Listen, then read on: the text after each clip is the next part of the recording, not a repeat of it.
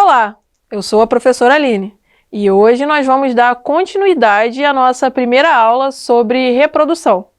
No último bimestre, nós vimos que todos os seres vivos se reproduzem e conhecemos os órgãos dos sistemas reprodutores humanos. Nessa aula, você aprenderá sobre como os hormônios atuam neles. Ainda vamos aprender sobre hereditariedade e variabilidade. Vamos lá? Antes de falarmos sobre qualquer coisa, precisamos definir o que são hormônios. Eles são substâncias produzidas por glândulas endócrinas, que atuam em outros órgãos, sendo levados pela corrente sanguínea. Homens e mulheres apresentam duas glândulas sexuais cada, os testículos e os ovários, respectivamente. Eles são responsáveis pela produção de 4 hormônios: a testosterona, a progesterona, o estrógeno e a relaxina. Mas nessa aula veremos só os 3 primeiros e como eles atuam em cada fase da nossa vida. Quando ainda estamos vivendo no útero materno, as concentrações de testosterona vão definir os órgãos sexuais que vão se desenvolver. Em caso de muita testosterona, os órgãos genitais masculinos se desenvolvem.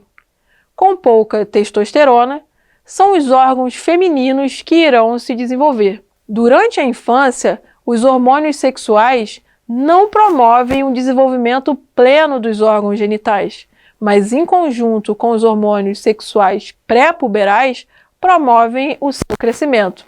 É na puberdade que os hormônios começam a atuar de maneira significativa.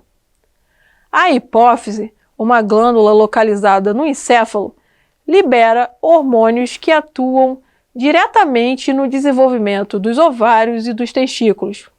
Esse desenvolvimento faz com que os órgãos comecem o seu desenvolvimento máximo e que tanto o ovário quanto o testículo comecem a gametogênese, isto é, a produção de ovócitos e de espermatozoide.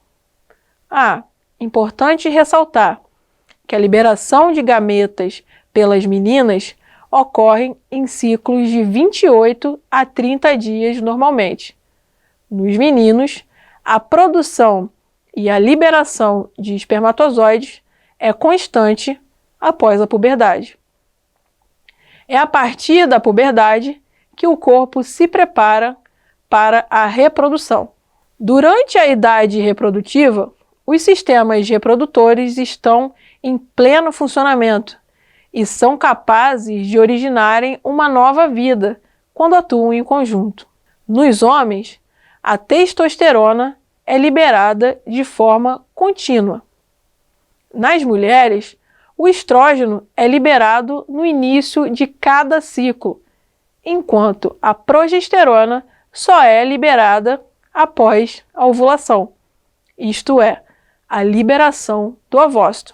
Na velhice, a concentração dos hormônios sexuais vai caindo com o passar dos anos.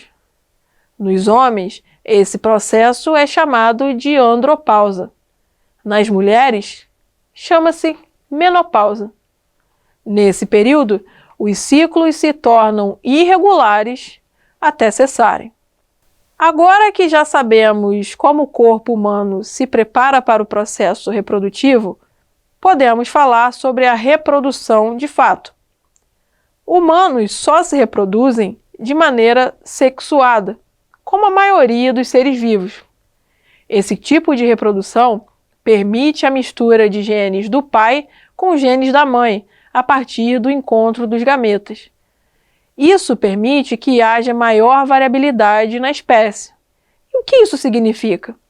Quanto mais diversificado for o conjunto de genes de uma espécie, menos chances ela tem de ser extinta, porque seus representantes serão diferentes uns dos outros. Na reprodução assexuada, que não envolve troca de material genético, os organismos originados são idênticos uns aos outros. Por um lado, esse processo é bom, porque é extremamente rápido, então a população cresce rapidamente. Porém, por outro lado, ele é ruim porque não permite a diversificação dos organismos, de forma que se uma determinada doença afetar afetará todos. Bactérias se reproduzem dessa forma, e é por isso que quando tomamos antibióticos, conseguimos eliminar todas se tomarmos da maneira correta. Bom, esta foi a nossa aula sobre reprodução e hormônios sexuais. Para relembrar, os hormônios sexuais que estudamos foram a testosterona, a progesterona e o estrógeno, e eles terão atuação diferente para cada fase da vida. E também estudamos sobre os tipos de reprodução e como elas podem influenciar na variabilidade genética de uma espécie. Espero que essa aula tenha te ajudado a entender melhor sobre o assunto. E não se esqueça de fazer as atividades propostas para fixar a matéria. Até breve!